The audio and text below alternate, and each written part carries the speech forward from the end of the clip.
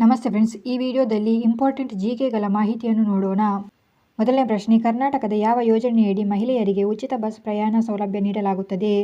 ಉತ್ತರ option B ಆಗಿರುತ್ತದೆ. ಶಕ್ತಿ ಯೋಜನೆಯಡಿಯಲ್ಲಿ ಕರ್ನಾಟಕದ ಮಹಿಳೆಯರಿಗೆ ಉಚಿತ ಬಸ್ ಪ್ರಯಾಣ ಸೌಲಭ್ಯವನ್ನು ನೀಡಲಾಗುತ್ತಿದೆ. ಭಾರತ ಸಂವಿಧಾನದ 108ನೇ ವಿಧಿ ಯಾವುದಕ್ಕೆ ಸಂಬಂಧಿಸಿದೆ? ಉತ್ತರ ಆಪ್ಷನ್ ಸಿ, ಸಂಸತ್ತಿನ ಜಂಟಿ ಅಧಿವೇಶನಕ್ಕೆ ಸಂಬಂಧಪಟ್ಟಿರುತ್ತದೆ. 108ನೇ ವಿಧಿ ಭಾರತ ಸಂವಿಧಾನದ್ದು. 2026 ಜನವರಿಯಲ್ಲಿ ಜಾಗತಿಕ ಅಕ್ಕಿ ಉತ್ಪಾದನೆಯಲ್ಲಿ ಯಾವ ದೇಶ ಮೊದಲ ಸ್ಥಾನದಲ್ಲಿದೆ?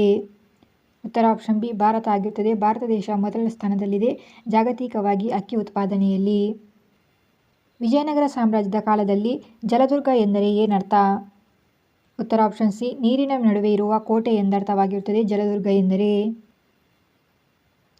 ಮನುಷ್ಯನ ದೇಹದಲ್ಲಿ ರಕ್ತ ಪರಿಚಲನೆಯನ್ನು ಕಂಡುಹಿಡಿದ ವಿಜ್ಞಾನಿ ಯಾರು? ಉತ್ತರ ಆಪ್ಷನ್ ಬಿ, ವಿಲಿಯಂ ಹಾರ್ವೆ ಆಗಿರುತ್ತಾರೆ. ವಿಲಿಯಂ ಹಾರ್ವೆಯವರು ಮನುಷ್ಯನ ದೇಹದಲ್ಲಿ ರಕ್ತ ಪರಿಚಲನೆಯನ್ನು ಕಂಡುಹಿಡಿದ ವಿಜ್ಞಾನಿಯಾಗಿರುತ್ತಾರೆ.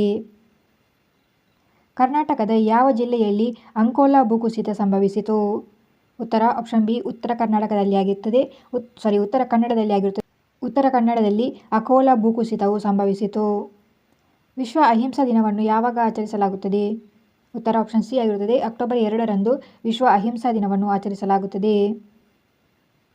ಕೆಂಪು ರಕ್ತಗಳ ಕಣಗಳ ಉತ್ಪಾದನೆಗೆ ಅಗತ್ಯವಿರುವ ಅಂಶ ಯಾವುದು? ಉತ್ತರ ಆಪ್ಷನ್ ಬಿ ಆಗಿರುತ್ತದೆ. ಕಬ್ಬಿಣ ಅಂಶ ಕೆಂಪು ರಕ್ತ ಕಣಗಳ ಉತ್ಪಾದನೆಗೆ ಅಗತ್ಯವಿರುವ ಅಂಶ ಆಗಿರುತ್ತದೆ. ಇತ್ತೀಚೆಗೆ ಭಾರತದ ಮೊದಲ ಎಐ ಕ್ಲಿನಿಕ್ ಅನ್ನು ಎಲ್ಲಿ ಉದ್ಘಾಟಿಸಲಾಯಿತು? ಉತ್ತರ ಆಪ್ಷನ್ ಸಿ, ಗ್ರೇಟರ್ ನೋಯ್ಡಾದಲ್ಲಿ ಭಾರತದ ಮೊದಲ ಎಐ ಕ್ಲಿನಿಕ್ ಅನ್ನು ಉದ್ಘಾಟನೆ ಮಾಡಲಾಯಿತು ಅಥವಾ ಪ್ರಾರಂಭಿಸಲಾಯಿತು. ಕರ್ನಾಟಕದ ಏಕೈಕ ಬಂದರು ಯಾವುದು? ನಿಮಗೆ ಗೊತ್ತಿರುವಂತೆ ಆಪ್ಷನ್ ಬಿ ಆಗಿರುತ್ತದೆ. ನವಮಂಗಳೂರು ಬಂದರು ಕರ್ನಾಟಕದ ಏಕೈಕ ಪ್ರಮುಖ ಬಂದರು ಆಗಿರುತ್ತದೆ. ಮಂಜುಗಡ್ಡೆ ಕರಗಿದಾಗ ನೀರಿನ ಮಟ್ಟ ಏನಾಗುತ್ತದೆ? ಉತ್ತರ ಆಪ್ಷನ್ ಸಿ, ಸ್ಥಿರವಾಗಿರುತ್ತದೆ. ಮಂಜುಗಡ್ಡೆ ಕರಗಿದಾಗ ನೀರಿನ ಮಟ್ಟವು ಸ್ಥಿರವಾಗಿರುತ್ತದೆ. ಭಾರತ ರತ್ನ ಪ್ರಶಸ್ತಿ ಪಡೆದ ಮೊದಲ ಸಂಗೀತಗಾರ್ತಿ ಯಾರು?